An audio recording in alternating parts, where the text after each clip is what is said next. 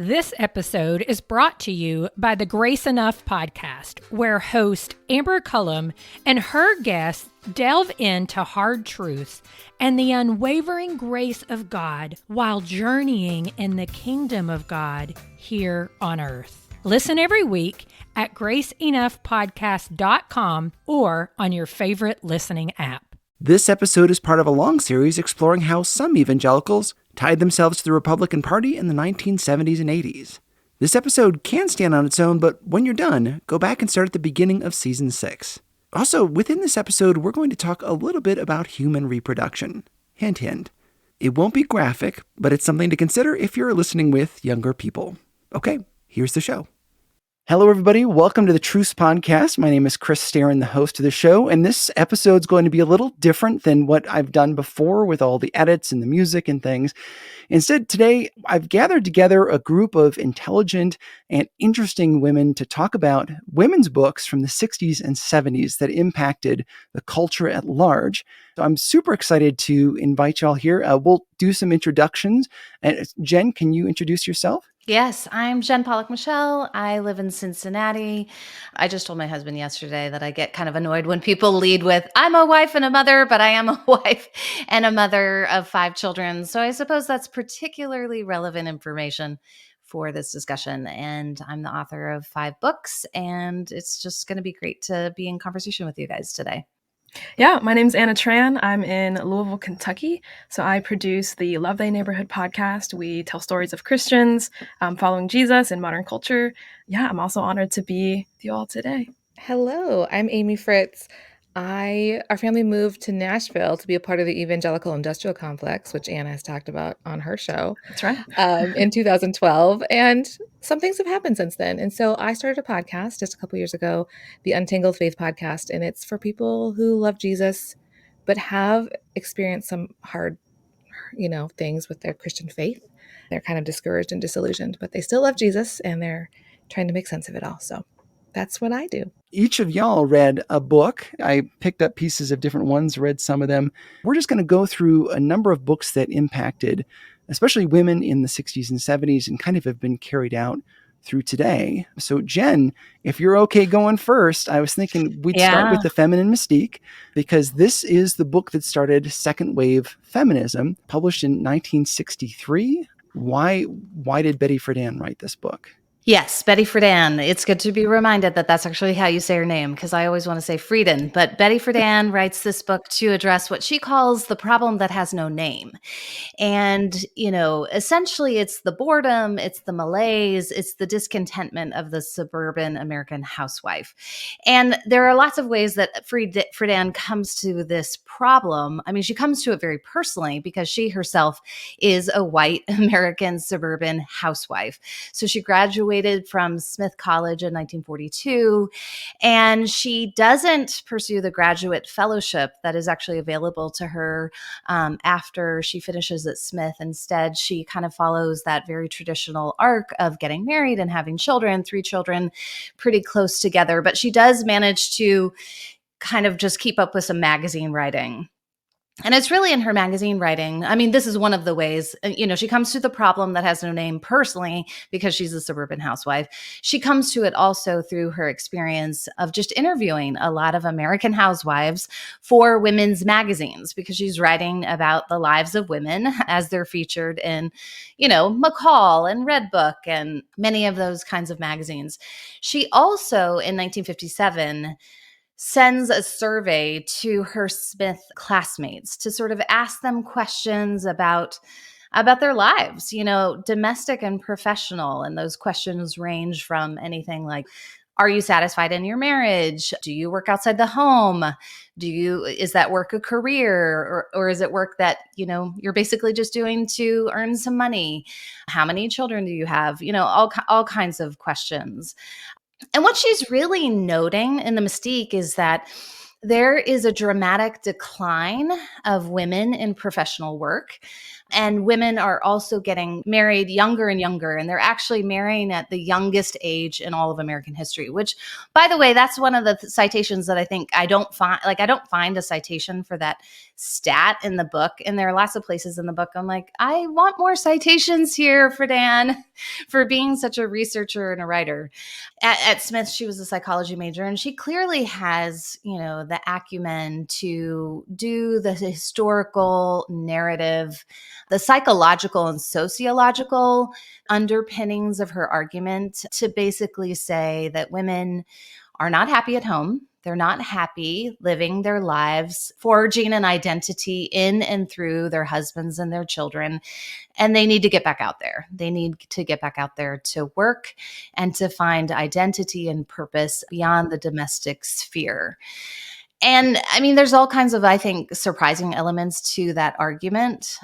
She really wants to take on Freudian psychology and say that it is Freud who has given us this kind of psychological framework for the inferiority of women, that he really is the one who sort of props up the feminine mystique, which is this idea that women have to live their lives through their femininity.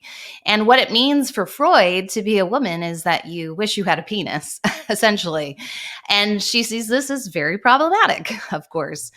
And she also talks about Margaret Mead, who was very influential at the time in the 60s because she's a cultural anthropologist, and she writes a book called Male and Female. And she basically says, we don't see this really. We aren't able to say very easily what is masculinity and what is femininity if we look across kind of cultures, because Margaret Mead's research comes from more tribal societies in the South Pacific. Friedan basically says that Mead, though, ends up glorifying women according to their biological function. And this is just really, really problematic for Friedan, who wants to say, women are not going to be satisfied. They're not going to be fully satisfied as wives and mothers. And so staying at home really is not an option for her. I guess I don't know if you want me to sort of stop there, Chris, and then, I can later talk about my arguments, my agreements and disagreements. Right. We'll start with kind of the book report stuff first, and then we'll kind of work into it. Yep. There's an interesting quote from the first chapter that I pulled out. The problem lay buried, unspoken, for many years in the minds of American women. It was a strange stirring, a sense of dissatisfaction, a yearning that women suffered in the middle of the 20th century in the United States. Each suburban wife struggled with it alone, as she made the beds, shopped for groceries, matched slipcover material, ate peanut butter sandwiches with her children, chauffeured Cub Scouts and brownies, lay beside her husband at night. She was afraid to ask, even of herself, the silent question, is this all?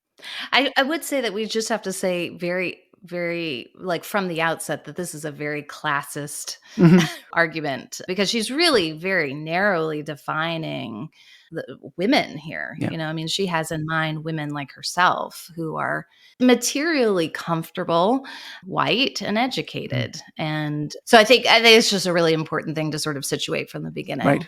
Absolutely. One of the things I thought was fascinating reading some of these books and parts of the other books was how few caveats they had. There was very little sort of like, there's no nuance. Yeah, exactly. Yeah, nuance had not been invented yet. Less awareness of class or race or any of those kinds of things. Like Jen said, like the lack of citations. That's really interesting, even with an academic person. I mean, I wasn't as surprised with my book, but like I found myself wanting to look like where is this citation for this? Where can I find this thing that you're mentioning, or this theory that you're proclaiming to be true? Yeah. I mean, Friedan definitely has a lot, just to be clear, she has a ton of citations, pages and pages of citations. But then there are these statements, just like the historical comparison that, women are marrying at the youngest age ever in American history. Kind of like, well, I feel like I need a citation for that. That feels like an obvious neglect there. And there were just certain places like that. Well, even she's interviewing women from her college, and I believe the number was 200 women from her college. Right. But that also is a limited sample because it's people of that class who had the money to go to college and who are educated and things. Very self-selecting. Yeah. Yes. So let's continue our sort of book report part so we can kind of establish a through line of all these books. And Anna, would you be willing to go next? Yeah, I had The Spirit-Controlled Woman by Beverly LaHaye. She was married to popular pastor at the time, Tim LaHaye. So in her bio, she writes that she's a mother and a grandmother, and she and her husband, they traveled a lot. They spoke at conferences. They conducted seminars, I think, called family life seminars. She became a pretty popular women's conference speaker amongst Christians of that time period. And so the book is for sure intended to speak towards Christian women. There's kind of like two frameworks going on here. It's her basing a lot of the content off of her husband's book, which is called Spirit Controlled Temperament. And so temperaments is, if I had to do a really quick summary, it'd be just like an ancient personality test, kind of like this earth, wind, and fire, red, yellow, blue, green color system that indicates a person's temperament or personality, propensity, whatever you would want to call it. So the main aspect of the book, from my reading, is that every woman has some sort of temperament that they fall into. It could be one of the four or a mix of all of them. In her book, there's weaknesses and strengths of each temperament. And then she, in the first chapter of the book, has this narrative that there was an aspect of her life that she realized she was missing at one point when it came to overcoming weaknesses of her temperament. And that thing that was missing was lack of being filled by the Holy Spirit. And so the book goes through, here are the weaknesses of these temperaments in different areas of life, from, teenagers who are dating to women in menopause, all different life stages. But here's how the Holy Spirit can help you overcome these weaknesses of your temperament. When she's talking about being filled with the Holy Spirit, is this sort of a Pentecostal vision? Because people mean different things when they say that. Is it? It's pretty unclear. Okay. So something that I found interesting is that she really doesn't define it very robustly. This book was published 13 years after The Feminine Mystique. The Feminine Mystique is important. One of the reasons we're talking about it is because, again, it kicked off second wave feminism. The Spirit-Controlled Woman we're talking about, it sold over 500,000 copies and was published in 1976. And the next one we'll talk about here that Amy's going to talk about was the best-selling nonfiction book of 1974, which was The Total Woman. Amy, why don't you take it away? This book, The Total Woman by Maribel Morgan. Maribel is a fascinating woman. I would say in 2024 terms, she was sort of like an influencer. She was an influencer of 1974-ish. She published this book in 1973, but what happened is she got married and she had this idea about what marriage would be. And she kicks off the book by telling the story about how she was dating her husband and how he took her out to the beach and he was talking and like she was just lulled into like sleep basically from him like talking, and woke up to hearing him say, "And that is the kind of woman I want to marry. Will you be that woman?" And she says, "Yes." But she says, "If I had only asked what he said, it plagued me for so long. If I had only known the woman that he wanted, I could have avoided so much turmoil." It's very dramatic, but it never once occurred to her to ask him. That's what sticks out to me so many times in this book, is there's a lot of assumptions. There's a lot of really dramatic, I think my marriage is ending. And so she went about to try to figure out how to make her marriage better. So it was not superlative as she had hoped it would be.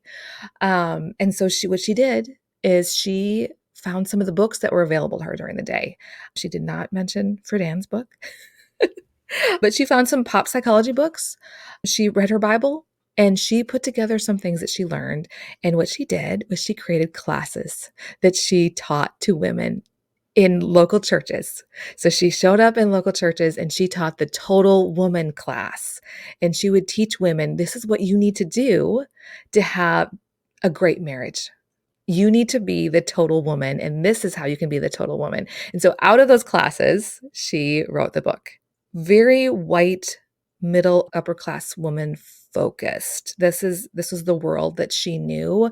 She was like the Rachel Hollis. This was like the girl wash your face book of 1974. Exactly. And she was influenced by, like, there's some Bible things in there, but not a lot of nuance, like we said. And the main message throughout this book is basically, if your marriage is in trouble, you have the power to make it better, which is like, yay, I can fix it. But also, it's probably your fault if your marriage is struggling. You either aren't doing something you should be doing, or you're doing something wrong. And here are the things that you should be doing. And it had to do with, like, you need to become, like, great at figuring out, like, your priorities in life, like figuring out, like, what needs to be done today, and you become an expert at that. So you're bringing a lot of value to the home. And then you need to follow these, like, 4 A's. You need to admire your husband. You need to give him affection. You need to total acceptance. Like, we don't question. These are all these things. The burden is really heavy on the woman to do all these things really perfectly. And it's sad to me. I mean, I laughed my head off over some of it because it's so very different than where we are today, but also very, very sad because it normalized women as being needy and shrewish. She used the word shrew, She did. which is very much a 1974 thing. Like, the problem was, I am so needy and I have all these emotions, and men don't do emotions. They can't do them. We aren't even going to ask them to. They're incapable of it. And so very much like, every man is like this and every woman is like this. And maybe you're boring your husband. And you don't, maybe you need to think about being like, what would a mistress do for the husband? Like, would he choose you to be his mistress? So it was wild. It was just wild. I had mentioned it to a friend who her mom, I guess, had read it, and she's like, "Hey mom, do you remember this book?" And the first thing that her mom said was, "I hate that woman. I hate that woman, Maribel." And in Why? Jane, the mom was like, she came from a really hard marriage. She picked up this book to find help, but she was married to a narcissist, philandering man who was a serial adulterer. And that book basically said, if you wear a costume and meet your husband at the door in a costume, and you don't bore him and you don't ask him to change, if you just sit next to him and you gaze upon him and you, like, squeeze his muscles and you say, "Oh, wow, you are so strong," and never ask anything, then he will suddenly, like, show up and be the person you want. But it's defined as, like, he'll give you gifts. He'll buy you a refrigerator or new luggage. I mean, yeah. So, like, women tried these things, and some women found them not to be so effective. Yeah, so she also quotes Dr. Spock, so very influenced by the common sense book of Baby and Childcare, Children Are Seen and Not Heard. There was another person she had quoted, maybe Norman Vincent Peele. Does that sound right? Where you're like, Yep. She did. these are the influences, these are the people that she was listening to. So they were the accessible pop psychology type things. Like, she's not going to be reading the same things that probably a graduate of Smith College would be reading, and neither would probably not the women that she wrote this book for. And so Norman Vincent Peale, just to add some context, he was the author of The Power of Positive Thinking, which was very much sort of what we would call manifesting now. This idea is still around. It just gets repackaged that if you manifest certain things in your life, then they will come about. If you think positively, then positive things will happen to you. And the quote she references is, "Attitudes are more important than facts." That's very much what you described, that if you as the wife put forward a positive image and get your act together, then your whole marriage will be saved. Yeah, when you become the total woman, your Yes. husband will become the total man. Which was yeah. First of all, Norman Vincent Peale was the pastor for the Trump family, FYI. Just an interesting little tie-in. And then she quotes in the conclusion, she quotes Balzac, which I thought was really interesting because he was kind of known as a racier author in his day. She says, "It was Balzac who wrote that a woman must be a genius to create a good husband. You can be that genius as a total woman. Many women have." And there are a lot of interesting things. First of all, like you said, the influencer thing. She was the influencer of her day. She very much branded this total woman thing and kept bringing it back up. That, you can be a total woman if you do these things. So she had this brand, and it was she very created a present. series of things, even an exercise program. I mean, like the Total Woman was good, but like then she wanted to have like even in the back of this book. I mean, you can't see it for the audio, but like here we go. We have this imagine waking up to find yourself over 40 and overweight. This is a woman laying on the ground exercising, I think. So this is basically like you could exercise for 5 minutes a week basically, and you could have this body. So this was really interesting to me. And it still has the thing. I could print it off and send it in with my $6 to Simon and Schuster and see if they will send that to me. Wow. And then invest $8.95 in a better marriage. A marriage manual, which is sort of like the Kama Sutra, but it's maybe more, Wow. I don't know, you're more likely to put it on your bookshelf than the Kama Sutra. I didn't get that in the back of my book. So it is interesting. Like if we talked about these things, it would kind of seem a little racy. But, Yeah, well, she does spend a fair bit of time talking about sex, especially the idea that a woman can have an orgasm, which is something that she was, I guess, educating women about. Well, that actually was very central to Friedan's book as Really? well. I was very surprised by that, but I think what she was doing was countering the sort of common sort of wisdom of the day that educated women, career women were less capable of orgasm than women who fully embrace their domestic roles. But she's very clear to say, no, the research shows that if you marry later and if you are educated, you will have better sex. Yeah. That's Friedan's argument. Yeah. The Total Woman book was so ubiquitous in its time that there are so many messages, even in talk shows. Like, it was women knew about it. It's probably the inspiration for Fried Green Tomatoes is Kathy Bates' character, where she was going to show up at the door with herself wrapped in bubble wrap or whatever it was. Saran wrap, bubble wrap, saran wrap, same thing. Bubble wrap would be more fun, but yeah. Right. But like it was so ubiquitous. It's showing up in television, sitcoms are mentioning it. It was everywhere. Is the Total Woman explicitly Christian? Is that how it's marketed? It is. It does the same thing too, where a lot of these Christian self-help books where like it has a final chapter, which is sort of like an altar call. Here is I connected to the ultimate source of power and self-help, and it was Jesus, and here's how you find him. Yeah, because reading The Spirit-Controlled Woman, it's like, overtly Christian up front when it says like, it's making the assumption that the woman reading this like believes in God and that they believe that the Holy Spirit exists to some degree. But everything, Amy, that you're talking about when it comes to like the assumptions that were made about the woman of the time, I think Beverly LaHaye makes those assumptions in The Spirit-Controlled Woman, but just maps it with Christianese language and to this temperament language framework that she has going on. Jen, did the feminine mystique talk about the Bible or biblical concepts at all? Yeah.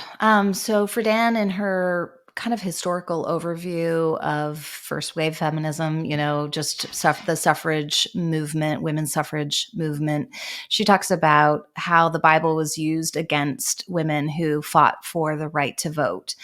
She talks about Angelina Grimke, I think was her name. She cites from a pastoral letter that says basically that the power of woman is her dependence. So this is a pastor who denounces Grimke to the Massachusetts legislature. Quote, the power of woman is her dependence flowing from the consciousness of that weakness which God has given her for her protection.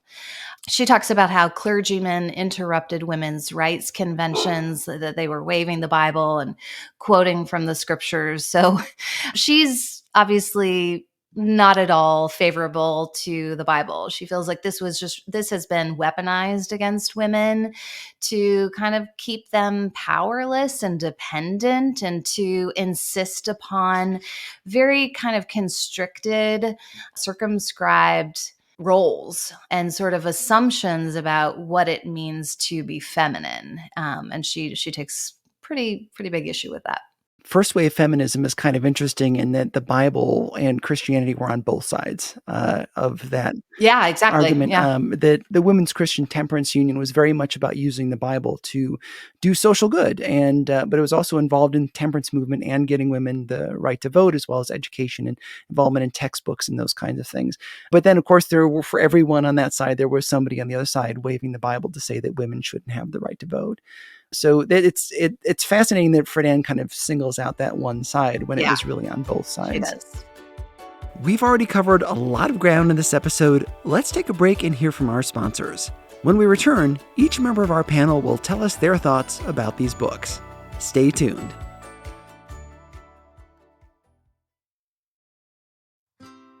This episode is brought to you by the Grace Enough podcast. I am its host, Amber Cullum. Each week, I sit down with a guest to discuss hard truths and the unwavering grace of God they've experienced while journeying in God's kingdom here on earth. You'll hear from guests like Jen Wilkin, Jamie Ivey, Andy Crouch, and Scott McKnight. Listen to these conversations and more by searching Grace Enough Podcast on your favorite listening app or by visiting graceenoughpodcast.com. All right, everyone, let's open up the email box and see what we've got this week. I have been listening and enjoying the Truce podcast since the very first episode. Chris is doing an excellent job. It is great production. It's top-notch storytelling, excellent information, and I think it is doing a great job in Christian communities to really help us understand where we've been, how we got there, and where we're going. So big thanks to Chris for all his hard work on this podcast. I continue to listen and will listen until the very last episode.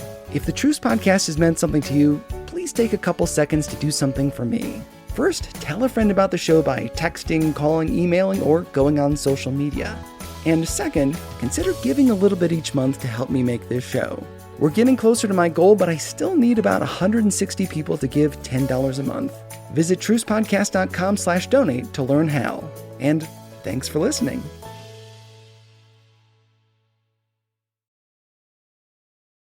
Welcome back. Let's return to our conversation. Amy, how did you feel that Maribel Morgan used the Bible? There were verses that she referenced throughout the way. The biblical remedy for conflict, she said, was for women to submit to their husband. So she talks about the submission verses. In chapter 3, she also quotes the Bible out of context, which is actually pretty common in lifestyle books that I've read in the Christian market. But she says in chapter 3, you can become the sunshine in your home, but first you must learn where the clouds are. It was Socrates who said, to know yourself is the beginning of wisdom. Jesus promised, ye shall know the truth, and the truth shall set you free, end quote. Of course, the interesting thing is that the truth shall set you free. It's setting you free from sin. It's not setting you free to be the sunshine in your home, but that's kind of how she uses the Bible, sometimes to kind of create a point rather than to talk about what the Bible is actually talking about in context with that verse. I would assume that both of your books are addressing kind of, the demise of the American family after Friedan's book, which I don't want to pin on Friedan, I don't want to, but she addresses it in her epilogue 20 years later, I'm really happy to say that though the divorce rate skyrocketed, it seems to be stabilizing. And I too am very sad that American families are not eating together. 35% of American families don't eat dinner together. So I think one of the things I think is really important, the moral majority is a part of that. I think the rise of focus on the family, just this kind of like returning women to think about their domestic roles and responsibilities and making their husbands happy and caring for their children. All of that is a response to women who took up the feminine mystique and said, oh, even though there's nothing explicit in the feminine mystique to say you should divorce your husband and, you should be irresponsible in the very momentous consequential task of raising your children. I think Friedan in the book wants to say you can have it all, although she herself divorces several years after the book is published. And she's very critical of women who find joy in domestic roles and responsibilities. There's really, I mean, she calls it a mistaken choice. And she calls the women who choose it victims of the mistaken choice. I mean, there's actually like a double sort of whammy for women. Like, A, they're so naive that they have fallen prey to these kind of cultural narratives about femininity. And B, if they do want it, like they're mistaken. You know, they're either A, naive and gullible, or B, just stupid because they're choosing something that really doesn't bring joy or satisfaction. So, I mean, I think that's very problematic. Mm-hmm. And I can see why there's a big response to it, especially for, you know, on behalf of Christians who want to say, wait, I think we think the family is important. And it's just, what we're talking about here is, I think, this just pendulum swing that is always swinging, that we're correcting one thing and we end up with an overcorrection, and we swing, you know, again to sort of correct the overcorrection, and we overcorrect. And, you know, this is the phenomenon that we're very familiar with. I'm not sure the timing or how much this impacted it, but I'm sure there is some of this influence. Like, no fault divorce was a very new thing that just happened. And so you're seeing more divorces happening. And, you know, we know from what we know now on this end that it saved some women's lives to be able to get a no fault divorce. But I think what the Christian world is saying, okay, yeah, there is a problem, but we're not going to. So we do not agree with Friedan. So if women are struggling, maybe it's that we need to become geniuses at home. we can just find, maybe you haven't found fulfillment, but maybe it's because you haven't figured out a way to make yourself better, like figure out like what your strengths and weaknesses are and make a list of your priorities, and then become a genius homemaker, for not lack of a better word, you know, like they called the women were homemakers, right? And then you also figure out how to become a genius lover, a genius companion, a genius friend to, you know, it was sort of like, here's your hack. We know there's a problem, and we're not going to solve it by saying that marriage is a problem. The problem is, maybe if you just did something, you just figured out something better, you'd be more fulfilled and your husband would be better. You don't need to get a divorce. Yeah. 1969 was the year that the first no-fault divorce was passed, and that was in California. And who was the person who signed that into law? Any guesses? It was Ronald Reagan. Yeah, he signed into law. He's divorced. Yeah. But, you know, he would eventually go on to become the sort of religious rights, their great hope. I think one really interesting thing about just the feminine mystique historically, if we're just situating things historically, is that there is so little reference to the civil rights movement. And it just so happened that I was reading this book as I was also reading the new Martin Luther King Jr. biography by Jonathan Eig. You know, we actually have this huge movement that is underway in the American South on the part of Black men and women to fight segregation. You know, so you've got the bus boycotts and you've got the marches, and it just so happens serendipitously that I was reading that alongside this book, and I thought, wow, Friedan is like, it's like we're not even talking about the same country here for how little she really references what's happening in the civil rights movement. There are maybe like a handful of kind of throwaway references to it. Yeah. Well, I mean, feminism, especially in those days leading up into the 60s and the 70s, it wasn't specifically one thing, which is kind of fascinating, but it was splintered. And there were specifically, especially African-American groups around Shirley Chisholm, who were trying to lift up African-American women and talk about issues facing them, which is why this big conference in 1977 is so important, because they go out of their way to try to involve women from like Native Alaskans, tribes, Native Americans and African Americans, all people of all different stripes in this national conference. So they do kind of eventually bring it around in the 1970s. It's a lot of ground to cover. There's so many things going on with anti-war protests in the 70s, 60s and 70s, and race riots and things, and changing the feminism and different stripes of feminism. So it's hard for them to kind of package it together and figure out what is the best way for us to put this forward. Just kind of fascinating. What is the view of the man. What are men like? How are they described in? I would say the way that man is described is really, really sad. While there's a big long list for women, it basically assumes the men can't grow and men don't have emotions and aren't in touch with them, don't really know how they feel, and that they would not respond to a woman wanting to communicate about what's bothering her, how things are going, and what her hopes and dreams are, that he would only really respond to some sort of weird emotional manipulation, although she says it's not that. Like, you don't ask, you just go ahead and like say yes to everything, and then at some point this man will maybe think, I should ask this woman if I'm going to surprise her with a vacation. I didn't ask her if she wanted or where she wanted to go, but I've already booked it. I've already booked the cruise and I'm surprising you with it. Like, the way men are going to show love is through gifts, through gifts.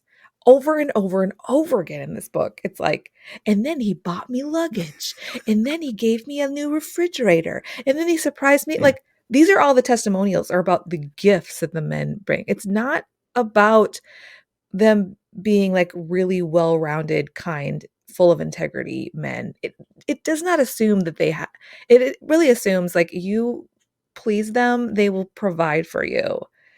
But like, she gives a lot of examples of her husbands, which I say he's being mean and abusive. And she says, well, it's because she's being a shrew. And I think it's really sad. Well, we look at this and say this is a terrible book for women. I think it's equally terrible for men. I think it says they cannot rise to the occasion, and it's a stereotype, the worst stereotypes of all. Yeah. Yeah.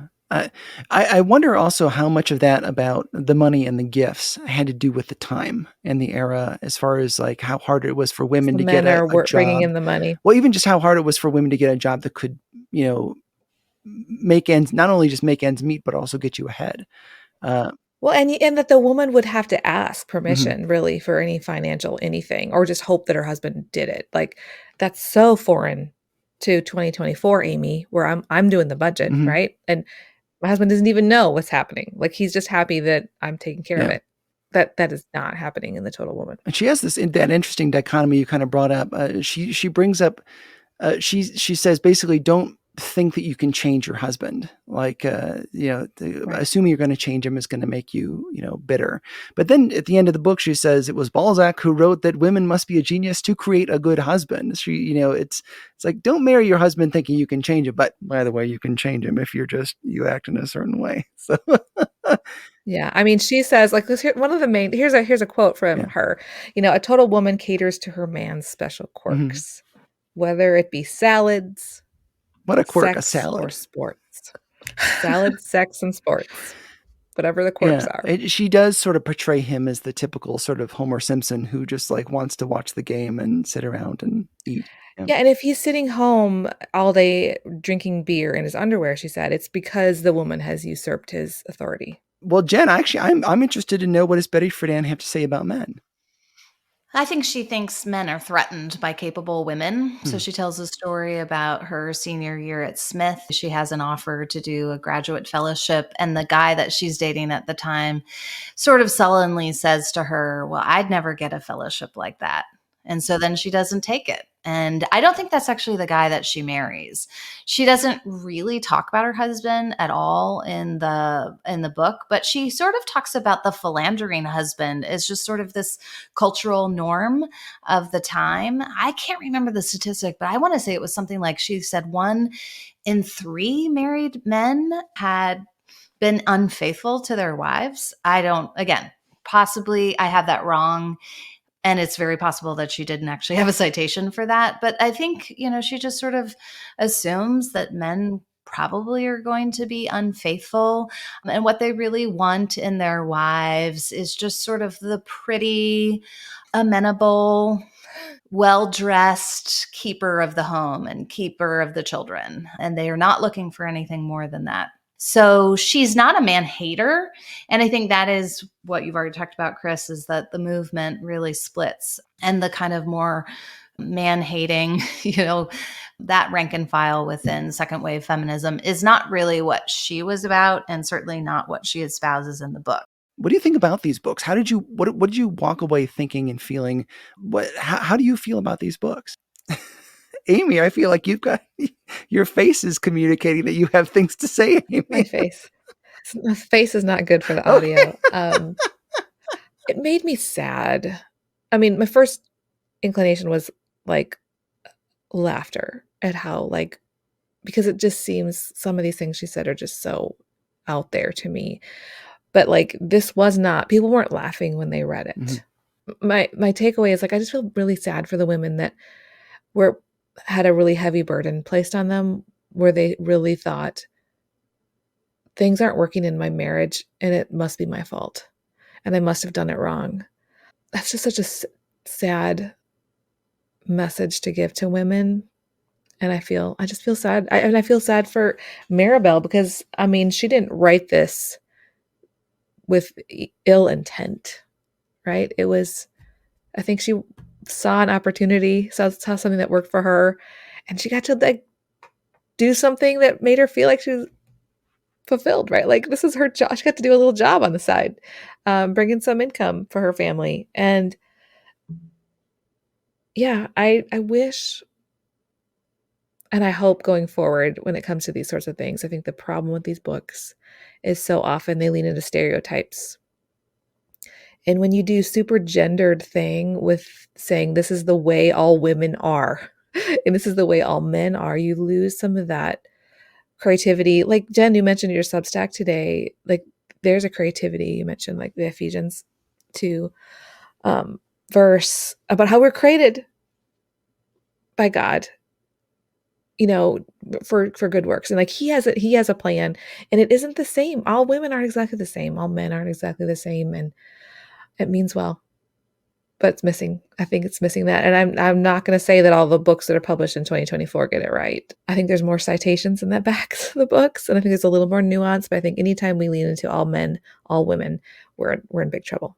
At least with the one I read, it definitely just left me wanting more, understanding about the Holy Spirit. And I felt a little bit disappointed that that wasn't a an aspect of her book that she wrote on.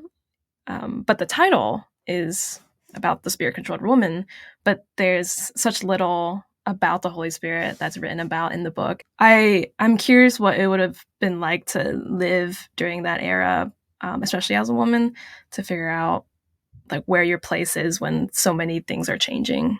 And Jen, what did you have any reactions? How do you feel about these books?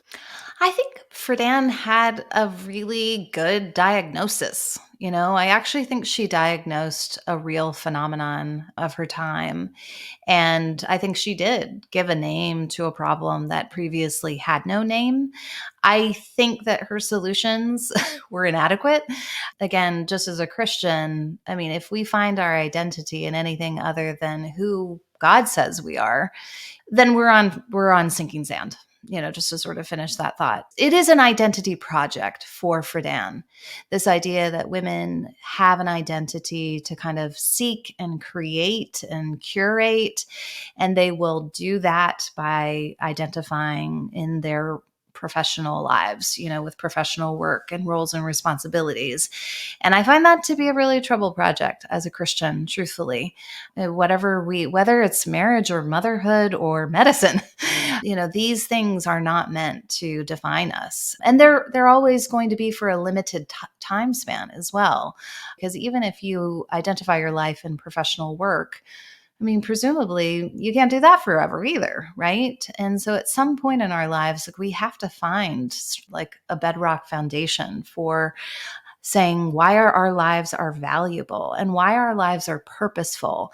And I think that's the other thing that I think is really lacking in Friedan's argument is that there's just no ethic of love. I have to be honest, it's just never referenced.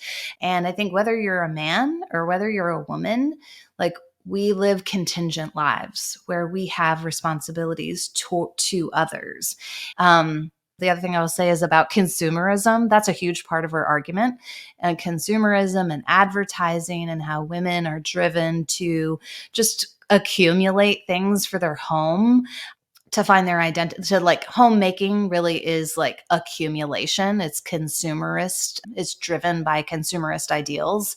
I think that's a really, really important diagnosis. I wish we were talking more about that now, even. Which is interesting because The Total Woman is all about gifts and new refrigerators. Yeah, I think that's very tied in. Yeah. Absolutely. How do you think that these books compare to modern books for women, Christian and non-Christian? I think it's the never-ending cycle. Oh, really? In what way? I mean, I like I mentioned, like this was the girl wash your face of the 1970s. Like we still have these self-help books that basically say, if you just do the thing, if you do XYZ, this will happen. And I think it's just because it's harder to sell a book that says you might do all the right things and it might still all burn to the ground. I mean, people are looking for a solution to their problem, and it's hard to write a book that says there isn't the solution is complicated, and it's harder to sell that to somebody. But I think any of us that have been around publishing for a while, we just know after a while, I think we just sort of get sick. We're like, this is the same thing. I'm so sick of this message. It's the same thing over and over again. This is what it means to be a woman. It's in new terms, and there's still a bit of prosperity gospel in a lot of the self-help books for women when it comes to being a woman, being a parent, being a wife. And still, it's very much about wife and mother. I think in some ways I'm excited by the way that we have changed as a culture in these times. It has made us more aware of class. It's made us more aware of being empathetic towards each other and different life experiences. Some people want to be stay-at-home mothers. Some people don't want to be stay-at-home mothers. Some people want to work. Some people don't. It's kind of exciting to see that where there's a lot more compassion for different choices, or understanding that women who are in abusive relationships don't need to stay in those relationships and are not as locked in as they were in the 60s and 70s. So there's some good hope there, I think. And it's one of the benefits of reading a book that is very much of its era, is that you get to see where people were and have some appreciation for that, but then also get to see, boy, we've come quite a way in some good ways. And of course, in some bad ways, because nothing is going to be perfect until the Lord comes back. But have you found any hope in that way in this process? Something I was I mean, I don't. One of the books that I was thinking about in conversation with the Friedan book was a book written by another feminist in the 1980s, Glenna Matthews, who basically says, you know what, like Friedan, diagnosed something real, but the solution is not for women to just abandon their families and their homes. And actually homemaking in the metaphorical sense as well as the material sense continues to be good and creative work. And I think that gives me hope, because I do think we have corrected, I think, Friedan's vision of the domestic sphere is honestly, she calls it a comfortable concentration camp. So her language is not very nuanced, as we've already said. But I think I do feel hopeful that even just, you think post-pandemic and how it continues to be more and more possible. There are more creative ways that women and men make their lives while attending to work outside the home, but also attending to their responsibilities inside the home. And I think the creativity that is afforded to us today is really wonderful. And that gives me a lot of hope. And on that hopeful note, let's wrap things up here with our discussion. I'm so grateful for every participant of this conversation and for the 2 hours that they were willing to talk with me and to do all that effort to read these books. Hopefully I've given you at least a glimpse into some of the pressures that were going on in the women's movements in the 1960s and 1970s. Because clearly that plays a big role in this season and why some evangelicals tied themselves to the Republican Party. If you remember from the last few episodes, the backlash against feminism and the ERA was a major ingredient in bonding together people of different religious persuasions. And these books encapsulate those different pressures. Let's hear from each of our contributors to find out how you can learn more about them. The only thing I really have going on is my podcast, the Untangled Faith podcast. So you just look up Untangled Faith wherever you listen to podcasts. You can find that. I also have a website, untangledfaithpodcast.com. Yeah, so you can listen to the Love Thy Neighborhood podcast on anywhere you can find podcasts, Spotify, Apple, Stitcher, all of that. You can also go to the website, lovethyneighborhood.org/podcast. It's a narrative storytelling podcast. We pick a topic and find stories of Christians wrestling with that topic. Recently, we did do an episode about consumerism, so that's pretty timely. JenPollockMichelle.com. I also write a weekly letter on Substack. And so my first book, Teach Us to Want, is really about desire and faithfulness and some of even my own desires, beyond my domestic roles and responsibilities, particularly my desire to write. And then my last book is called In Good Time. Yeah, check it out. Thanks. Well, that's it for this episode of the Truce Podcast. I'll include links to each of our guests in the show notes. Patrons of the show can hear even more with these incredible women at patreon.com/trucepodcast. Become a patron of the show for as little as $10 a month and help me make this podcast. Truce is a production of Truce Media, LLC. God willing, we'll talk again soon. I'm Chris Starin, and this is Truce.